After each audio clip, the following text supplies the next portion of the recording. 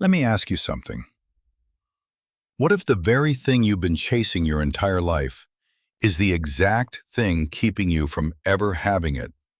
You wake up every morning and you tell yourself, one day I'll be happy.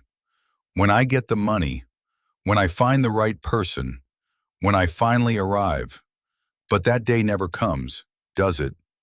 You get the thing you wanted, and for a moment you feel it, that spark. And then, poof, it's gone, and you're already chasing the next thing. This is the happiness trap. And here's the terrifying part. The harder you chase happiness, the further it runs from you. But over 2,000 years ago, a group of thinkers discovered a secret that flips everything you believe about happiness upside down. Stay with me, because by the end of this video, you'll never chase happiness the same way again. Here's what nobody tells you. Modern life has sold you a lie. From the moment you were born, you were programmed to believe that happiness is a destination, a place you reach, a finish line you cross. So you run, and you run, and you run. But have you noticed? The finish line keeps moving. Psychologists have a name for this. They call it the hedonic treadmill. No matter how much you achieve, your mind resets to the same baseline. The new car becomes ordinary. The dream job becomes just a job. The excitement fades, and you're left standing exactly where you started, wanting more. And here's the cruelest twist of all. The more you value happiness, the more you monitor it, the more disappointed you become. Because you're constantly asking yourself, am I happy yet? Am I happy now? And that question, that endless checking, is the very thing that steals your peace. You've been trying to grab water with a closed fist. The tighter you squeeze, the more it slips away. Now let's travel back 2,000 years to the streets of ancient Greece and Rome. There lived a group of philosophers called the Stoics, men like Epictetus, who was born a slave, Marcus Aurelius, who was an emperor, the most powerful man on earth, and Seneca, one of the richest men in Rome, a slave, an emperor, a millionaire. Think about that. These three men lived completely different lives, and yet they all arrived at the same conclusion about happiness. And that conclusion was this: happiness is not something you chase. It's something that arrives when you stop chasing. The Stoics understood a secret that modern self-help still gets wrong. They realized that happiness was never out there, in the money, the status, the possessions. It was always in here, in how you meet life, in how you respond to what happens to you. Epictetus said it perfectly. Man is not disturbed by events, but by the view he takes of them. Read that again. It's not what happens to you that makes you miserable. It's the story you tell yourself about what happens. And once you understand that, everything changes. So here is the ancient secret, the one that escapes the happiness trap. Stop chasing happiness. Start chasing meaning. Let me explain the difference, because it's everything. Happiness is a feeling, and feelings are like the weather. They come and they go. You cannot hold on to sunshine. You cannot store it for winter. The moment you try to trap a feeling, it dies in your hands. But meaning? Meaning is different.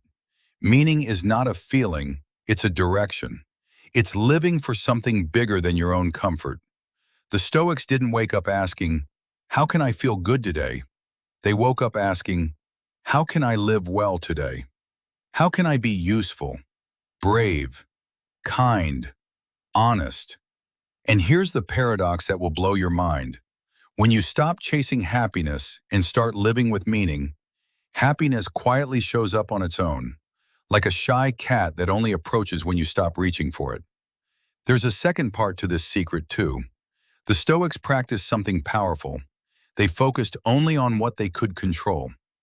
Think about how much of your suffering comes from things you cannot control. Other people's opinions, the past, the traffic, the economy, the weather. The Stoics drew a line. On one side, things I control: my actions, my effort, my attitude, my character. On the other side, everything else. And they made a promise to themselves to pour all their energy into the first side and release their grip on the second. Because peace isn't found in controlling the world. Peace is found in mastering yourself. Okay, this is beautiful philosophy, but how do you actually use it? Let me give you 3 practices you can start today. Number 1, the morning question. Every morning before you touch your phone, ask yourself this.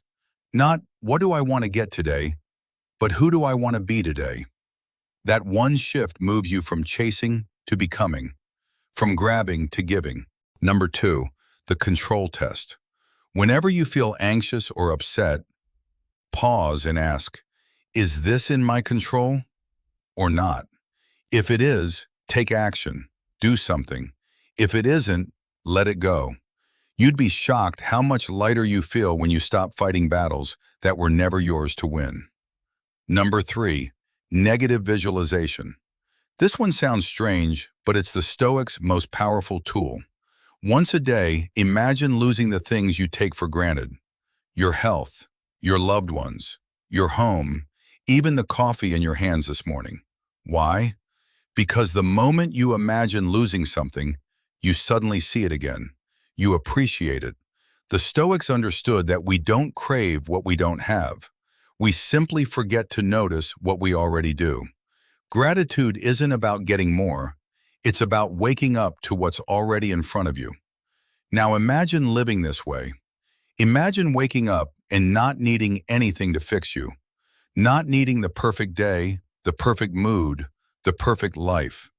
Imagine setbacks coming, because they will, and instead of breaking you, they become fuel. Training, a chance to practice the person you're becoming. Imagine no longer asking, am I happy yet?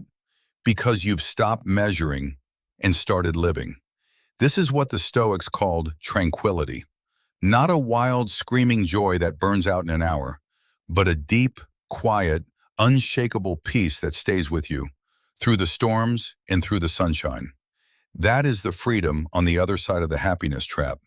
You stop being a slave to your feelings, and you become the master of your response. And the strange, beautiful irony?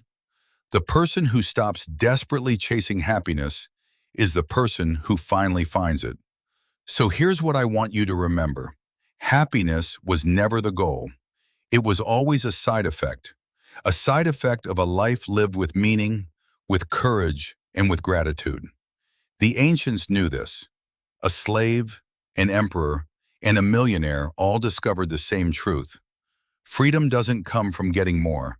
It comes from wanting right. So stop chasing, start living, and let happiness catch up to you.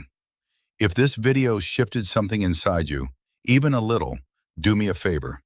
Take one of these 3 practices and try it tomorrow morning, just one, and watch what happens.